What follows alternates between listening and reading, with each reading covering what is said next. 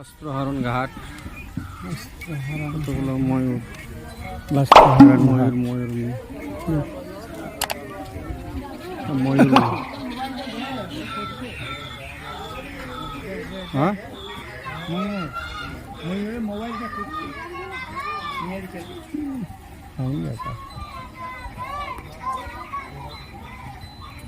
বস্ত্রহরণ ঘাট।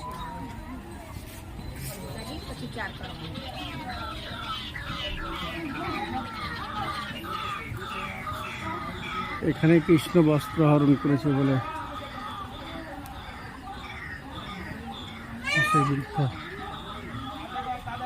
এক মাসব্যাপী কাত্যায়নী ব্রত করেছিল।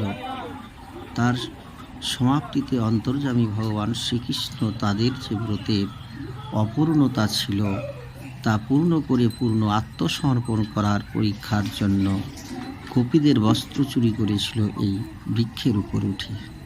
পরিশেষে তারা পূর্ণ আত্মসমর্পণ করে রাসে প্রবেশের অধিকার পেয়ে ভগবানকে সম্পূর্ণ আপন কান্তা রূপে পেয়েছিল। বস্ত্রহরণ ঘাট, গোপীরা কাত্যায়নী ব্রত করে গোপীরা এখানে স্নান করতেন।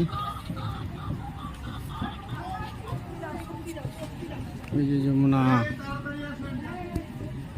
আরে আরেকজন চলে গেল যমুনা যে আপনার কাকা নিমাই কাকা যমুনায় চলে গেল।